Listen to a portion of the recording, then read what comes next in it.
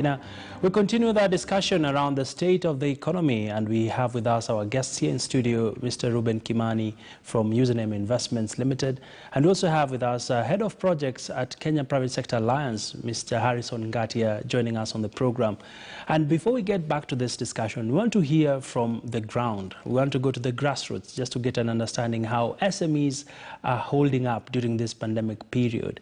We now want to take you live to Embu County, where my colleague Moige William is standing by with the latest. Great to see you, Moige.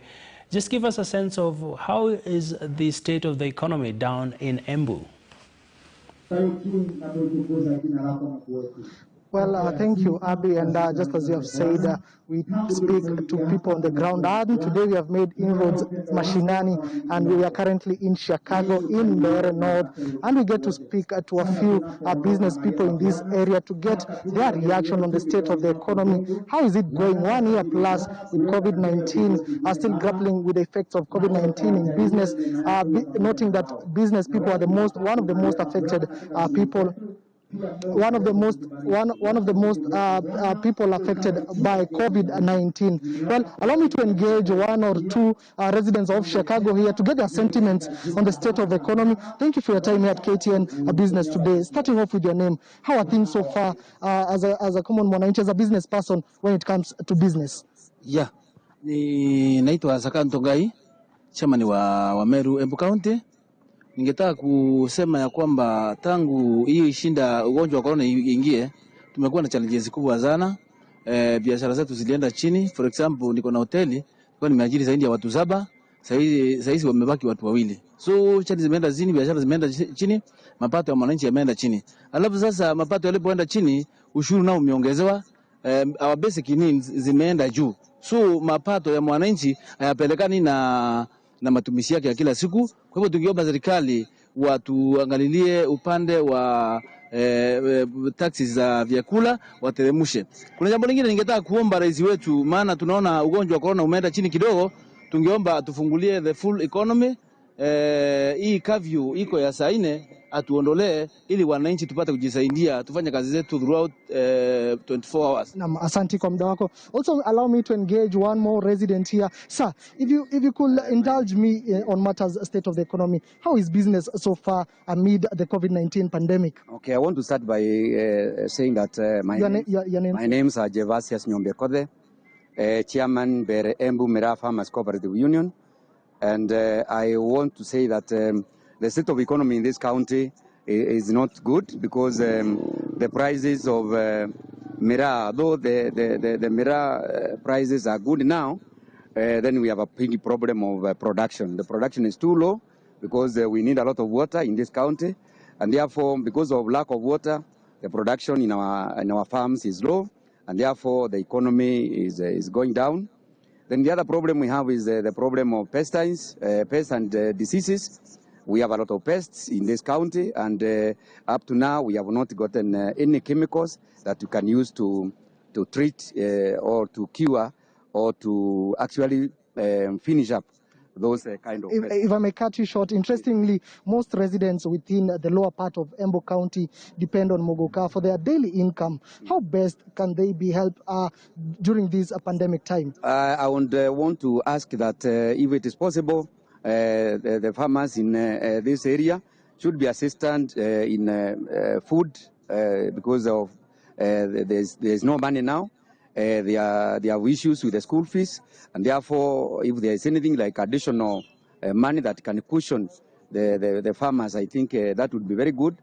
I also want to add that although I want to say that Mira in this area has really helped our people, yes, because you find that the economy improved and the people have good houses today. Watoto wameenda shule pia. Because of the money from the crop, and our people have changed development-wise. Thank you for your sentiment. That is one of Mogoka farmers saying Mogoka has done much better for them. Thank you, sir. Also, maybe I may pick your mind on the state of the economy when it comes to running of business. Starting off with your name, sir. Mimi naitwa Eston Jage. Na mimi ni mkulima hapa. Tumepatwa na changamoto mingi sana hapa juu ya corona. Mambo imekuwa ngumu, hata ukienda kwa soko upati pesa ya miraa poa juu ya hii corona. Corona imekuwa changamoto kubwa hapa na tuko na yani tumepata bei ya miraa imeshuka, yani kuna ugumu. Licha ya ugumu huu ambao unataja, maybe kwa sasa mnajiendeleza aje kimaisha, mnajikimu aje kimaisha? Kimaisha tunavumilia tu vyenye kuko na tunashindwa sasa tutafanya nini juu sasa hata pesa zilitumana huku za miraa ni kama hazitoshi, ni kidogo. Tunaomba sasa waongeze, wakiongeza tutakuwa sasa nini. Asante kwa muda wako. Well, those are just but views and sentiments of Mogoka farmers and also businessmen here in Chicago, Mbeere North.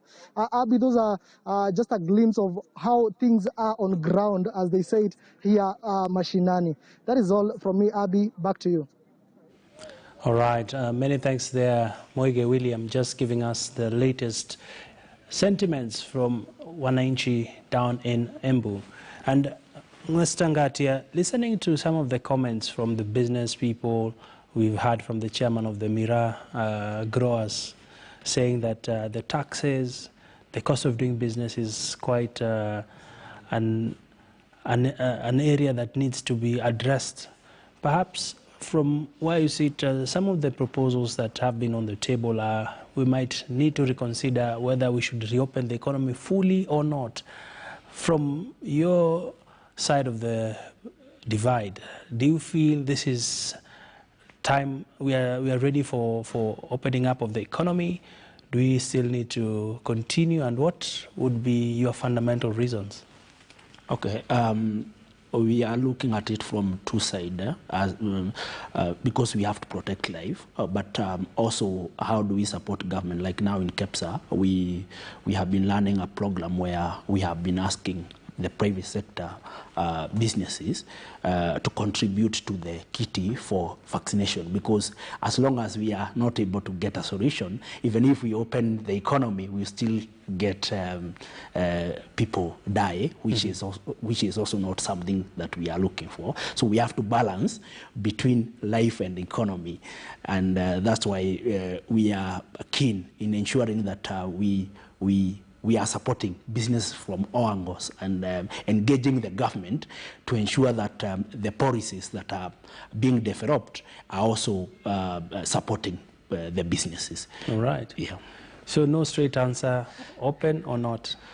No, the straight answer is we need to ensure vaccination.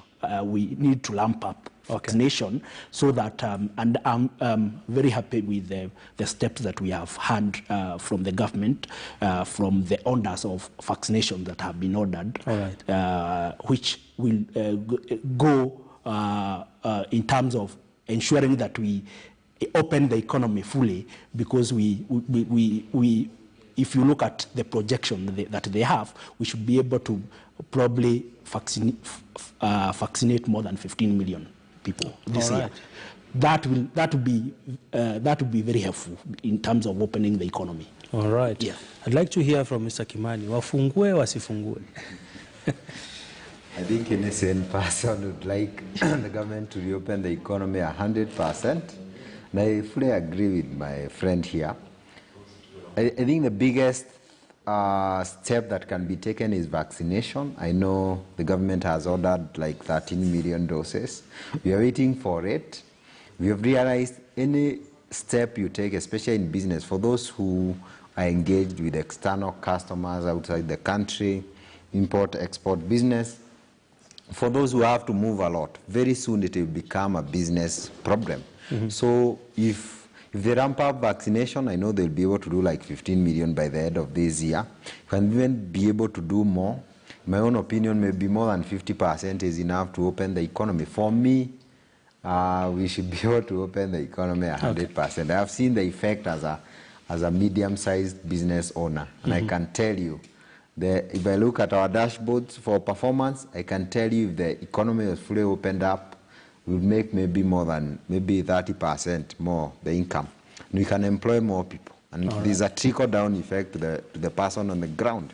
Because when I pay my employees, They also pay their employees down there. So there's that trickle-down effect. For me, as soon as possible, get those vaccines and open the economy. All right. Yes. And maybe just to also get your insights, as we look at the state of the economy, Mr. Kimani, the government has been pushing for a lot of digitization, from how it handles registration of businesses, how it handles settling of disputes in the legal sector. And the latest line of innovation came through the Ministry of Lands. And this is said to be revolutionary for farms that are in the land buying and selling business. And just give us a sense of how this has impacted on the efficiency of transacting on matters land, and what does this mean for Kenyans into the near future? I would, even without blinking, I would say in any country, land is an important resource. Everything sits on land, whether it is a hospital, a government office, anything. And if you look at countries which have ensured their land registration is very smooth, the other things are even much easier. You can't acquire land in Kenya, you can't set up some of these factories, investments, stuff like that. So I would say, I think the system is like 2 months old, and personally I have not felt the effects. But of course, from information I've received from our lawyers and people who, of course, interacted from the ministry perspective, I think they are experiencing those teething problems just like any other system. But what I would say, any system, especially that one, the land process takes like almost 6 months or even more. For some people, titles have taken years, 5 years, others more than that. It will be very revolutionary, but the effects are yet to be felt. What I would say, coming from a computer engineering background, is any system have problems. What matters most is how the ministry addresses those teething problems. The data integrity issues. One of the issues with fraud is that when you do search, sometimes you don't get very clean data for you to establish identity of the owners. And that's why people get stolen. So they have to ensure that the data integrity issues are sorted. Just like any other system, I have to repeat, they must ensure they deal with all the teething problems. And at some point, I would say, as Kenyans, of course, this is revolutionary. Sometimes I feel like we can give them a chance to be able to prove that the system works. I don't expect it to work in a week. But maybe in the next 1 year, they should have sorted majority of the problems so that people have confidence. Even people in diaspora who bring more than 300 billion every year. These people, of course, they are usually plagued by fraud. They are also very afraid of investing back in our country, especially in the real estate sector, because of problems of trust. And I feel like if we solve these problems, someone in the US can be able to do their searches so easily. They pay there and they get the results. You'll see more diaspora inflows. So for me, it's revolutionary, not just for those in our business, even for the other part of the economy. It's very key. Thank you. Well, gentlemen, thank you for joining